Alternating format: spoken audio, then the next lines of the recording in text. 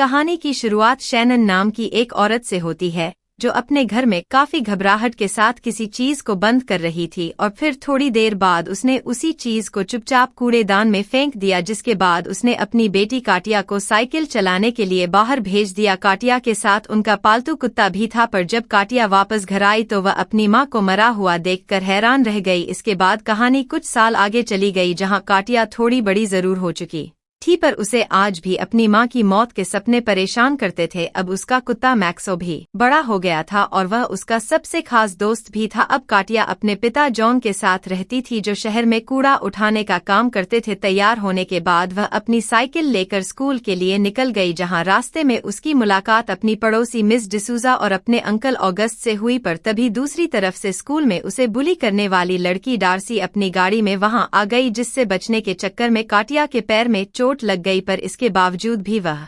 चुपचाप स्कूल चली गई, जहां उसकी नजर जॉन पर पड़ी, जो उसके स्कूल के डस्टबिन में से सामान उठा रहा था। अपने पिता को वहां देखकर उसे बहुत ज्यादा शर्म आई और उसने कहा कि पापा क्या कर रहे हो, यहां से जाओ अभी। असल में स्कूल में सभी लोग काटिया का काफी ज्यादा मजाक उड़ाते थे। उसके स्कूल में सिर्फ 2 ही दोस्त थे, जिनका नाम था जूनेट और मेरेडिथिन, और वो भी उसके दोस्त सिर्फ इसीलिए थे क्योंकि उन्हें भी उसकी तरह स्कूल में परेशान किया जाता था। काटिया को कॉल नाम का एक लड़का बहुत ज्यादा पसंद था, पर बदकिस्मती से उसकी पहले ही एक गर्लफ्रेंड थी। उधर जॉनथन अपने काम में मशगूल था, पर तभी उसकी नजर एक काफी पुराने म्यूजिक बॉक्स पर पड़ी, जिसे देखते ही उसने वह अपने पास रखने का फैसला किया। इधर स्कूल में काटिया ने आखिरकार डार्सी का सामना करने का फैसला कर लिया था, और इस बार जैसे ही डार्सी उसे परेशान करने के लिए आई तो काटिया ने उसे जवाब दे दिया, जिससे गुस्सा होकर डार्सी ने काटिया के चाटा ही मार दिया। और फिर देखते ही देखते उन दोनों की बहस हाथापाई में बदल गई और सभी बच्चे उनकी लड़ाई रुकवाने की जगह उनकी वीडियोज बनाने में लग गए। पर तभी एक टीचर ने बीच में आकर उन्हें रुकवाया। घर वापस आने पर जॉन ने काटिया को बताया कि वह उसके लिए एक गिफ्ट लेकर आया है, जिसके बाद काटिया ने अपने कमरे में जाकर देखा कि ये वही म्यूजिक बॉक्स था जो उसके पिता को कूड़ेदान में मिला था। काटिया ने उस डब्बे को खोलने की काफी सारी नाकाम कोशिशें की, पर तभी उसकी नजर डब्बे पर लिखी हुई चाइनीज लाइंस पर पड़ी, जिनका मतलब था 7 विशेष। काटिया को इन सारी बातों पर बिल्कुल विश्वास नहीं था और इसीलिए उसने उस डब्बे को वापस बंद कर दिया। थोड़ी देर बाद उसे अपने एक दोस्त का फोन आया, जिसने उसे डार्सी का इंस्टाग्राम दो हो जाए, पर तभी उसकी नजर कमरे के बाहर खड़े मैक्सो पर पड़ी, जो अंदर आने के लिए तैयार ही नहीं था और वह बस चुपचाप उस डब्बे को घूर रहा था। उस रात जब काटिया गहरी नींद में सो रही थी तो उस म्यूजिक बॉक्स में से एक अजीब सा गाना बजने लगा और काटिया के जागने से पहले ही वह वापस बंद हो गया। अगले दिन जब डार्सी की आंख खुली तो उसके शरीर पर कई सारे काले धब्बे पड़ गए थे, जिन्हें देखकर वह बहुत ज्यादा घबरा गई। थोड़ी देर बाद ही यह बात पूरे स्कूल में आग की तरह फैल गई, जिसके बाद सभी लोग डार्सी पर हंस रहे थे।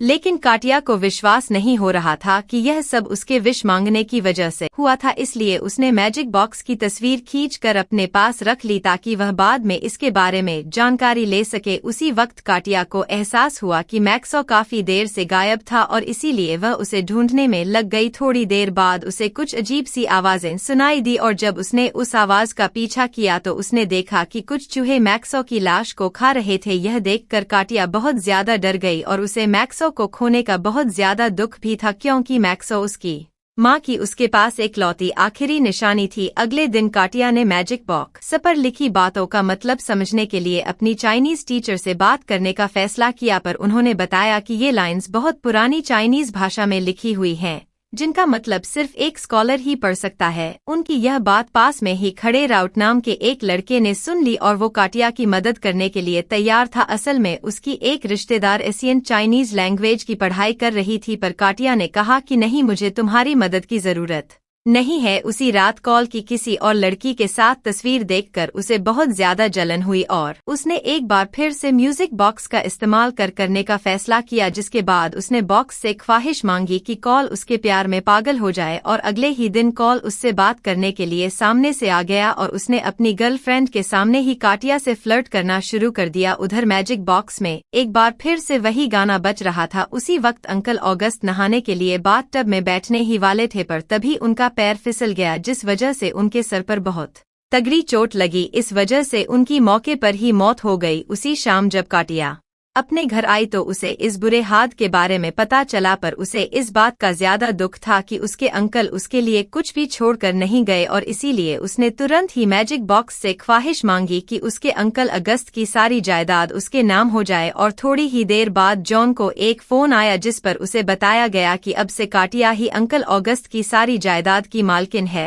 और यह खबर सुनकर वो दोनों काफी ज्यादा हैरान थे और फिर उन्होंने तुरंत ही अंकल अगस्त के आलीशान घर में शिफ्ट होने का फैसला किया। अब काटिया काफी अमीर हो गई और उस दिन के बाद से उसने अपने सभी दोस्तों के ऊपर काफी खर्चा करना शुरू कर दिया और वह अपनी जिंदगी के मजे लेने में पूरी तरह से व्यस्त थी। पर फिर एक शाम एक बार फिर से म्यूजिक बॉक्स में वही गाना बजना शुरू हो गया और उधर उसकी पड़ोसी मिस डिसूजा ने किचन में काम करते वक्त अचानक से वॉशिंग मशीन को चालू कर दिया, जिसने उनके बालों को इतनी जोर से खींचा कि उसके बाद गिरने की वजह से उनकी भी मौके पर ही मौत हो गई। अगले दिन कॉल ने अपनी गर्लफ्रेंड से ब्रेकअप करके काटिया को प्रपोज कर दिया। साथ ही वह तो उसे डेट पर बाहर भी ले जाना चाहता था, पर काटिया ने इसका जवाब आराम से सोच कर देने का फैसला किया। उसी शाम काटिया ने आखिरकार राउट से मदद लेकर मैजिक बॉक्स के बारे में पता लगाने का फैसला किया, जिसके बाद वो दोनों उसकी रिश्तेदार जीना के घर गए, जिसने उस बॉक्स को देखकर उन्हें बताया कि वो एक बहुत ही खास किस्म का डब्बा था जो अपने मालिक की 7 ख्वाहिशों को पूरा करता था। तभी जीना की नज़र उस बॉक्स पर लिखे उसके मालिक लूमा के नाम पर पड़ी, जिसके बारे में पता करने पर उन्हें पता चला कि लूमा के पूरे परिवार को कुछ गुंडों ने खत्म कर दिया था।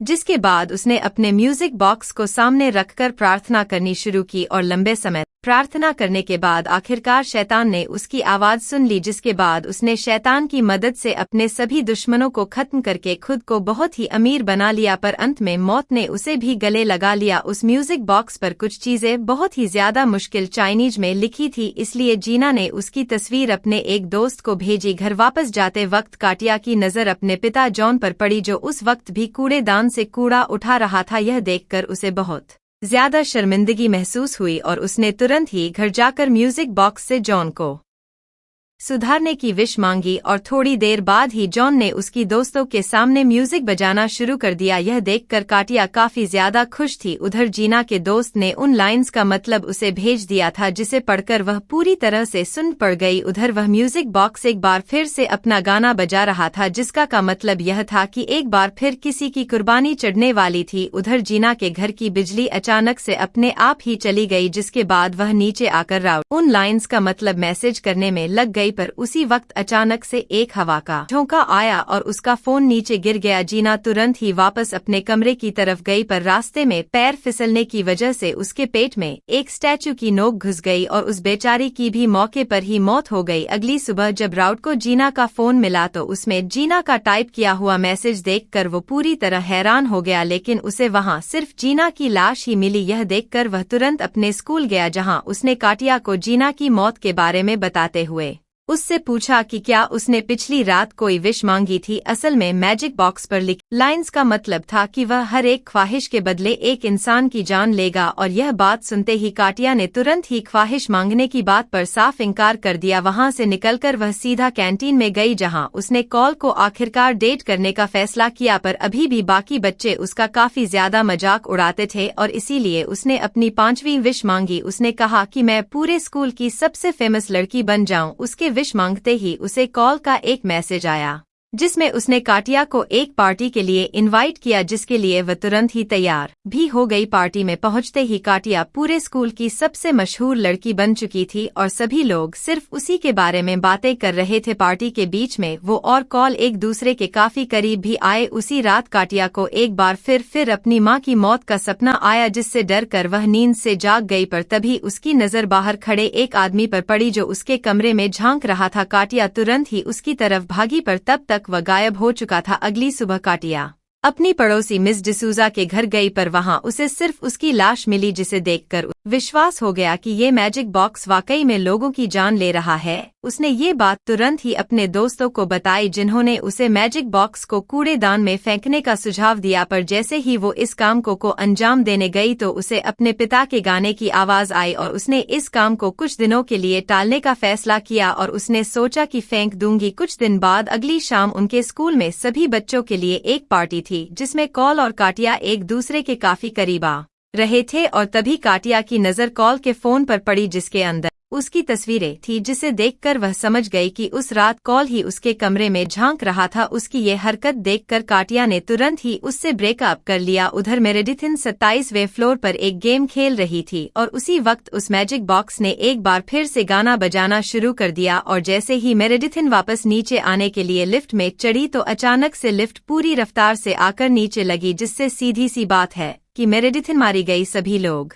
यह भयानक मौत देखकर बहुत ज्यादा घबरा गए थे। तभी राउट घबराई हुई काटिया को अपने साथ लेकर गया, जहां उसने उसे बताया कि वह काफी दिनों से मैजिक बॉक्स के बारे में जानकारी इकट्ठा कर रहा है, जिसमें उसे पता चला कि उस बॉक्स के आज तक के सभी मालिक अपनी 7 विशेष पूरी होने के बाद जिंदा नहीं बच पाए, जिसका मतलब था कि 2 और ख्वाहिशों के बाद काटिया की जान को भी खतरा था। और इसी चीज को रोकने के लिए उन्होंने उस बक्से को तबाह करने का फैसला किया, पर लाख कोशिशों के बाद भी वह उसे तबाह नहीं कर पाए, जिसके बाद काटिया ने उस मैजिक बॉक्स को छुपा कर रख दिया। उस रात एक बार फिर कॉल उससे बात करने के लिए उसके घर में घुस गया और जब काटिया ने उससे बात करने से मना कर दिया तो बहसबाजी में कॉल को चोट लग गई, जिसके बाद काटिया को उसके लिए एक एम्बुलेंस बुलानी पड़ी। और फिर अगले दिन राउट और काटिया ने देखा कि वह मैजिक बॉक्स अपनी जगह से गायब था और उसके वहां से गायब होते ही सभी चीजें पहले की तरह होने लग गई, जिसमें सबसे पहले सरकार ने काटिया से अंकल ऑगस्ट का घर वापस छीन लिया। साथ ही स्कूल के बाकी बच्चे भी उसके साथ पहले की ही तरह बर्ताव करने लगे थे। कुछ दिनों बाद उसे पता चला कि असल में जूनेट ने ही वो मैजिक बॉक्स चुराया था, जिस पर उसका कहना था कि यह सब उसने सभी लोगों की भलाई के लिए किया था। पर काटिया को इस बात से कोई फर्क नहीं पड़ता था, कोई मरे जिए मुझे क्या। और फिर उसने तुरंत ही जूनेट से वह बॉक्स छीनकर भागना शुरू कर दिया और उनकी इसी भागदौड़ में जूनेट को नीचे गिरने की वजह से काफी चोट लग गई। स्कूल से निकलकर काटिया सीधा अपने घर पहुंची, जहां उसने मैजिक बॉक्स से अपनी मां को वापस लाने की ख्वाहिश मांगी, जिसके तुरंत बाद शैनन वापस आ गई और अब तो उसके 2 और बच्चे भी थे। परिवार में सभी लोग बहुत ज्यादा खुश थे और अब काटिया भी अपनी सारी चिंताएं भूल थी। पर तभी उसे पता चला कि असल में पहले इस बक्से की मां वाल्किन शैनन ही थी और कहानी की शुरुआत में उसकी मां ने कूड़ेदान में इसी बक्से को फेंका था, जिसके बाद उसकी मां की मौत हो गई थी। उसी वक्त मैजिक बॉक्स ने एक बार फिर से अपना गाना बजाना शुरू कर दिया और उसी समय पर जॉन एक पेड़ काट रहा था। यह देखते ही काटिया अपने पिता को बचाने के लिए नीचे भागी, पर जैसे ही उसने अपने पिता को आवाज लगाई तो उनका ध्यान भटक गया, जिसके बाद उसके दोस्त का बैलेंस बिगड़ा और उसने गलती से अपना कटर जॉन की तरफ घुमा दिया। अपने पिता की लाश देखकर काटिया बहुत ज्यादा गुस्से में आ गई थी और उसने तुरंत ही मैजिक बॉक्स से अपनी आखिरी विश मांगी। उसने मांगा कि वह उसी दिन में पहुंच जाए जिस दिन जॉन को यह मैजिक बॉक्स मिला था, जिसके थोड़ी देर बाद ही वह वापस उसी दिन में पहुंच गई जहां पर मैक्सो भी अभी जिंदा था। काटिया सभी लोगों से काफी खुश होकर मिली, जिसके बाद उसने बिना कोई समय गंवाए उस मैजिक बॉक्स को कूड़ेदान से उठाया और सीधा राउट के घर पहुंच गई। उसने वो बॉक्स से कपड़े में लपेटकर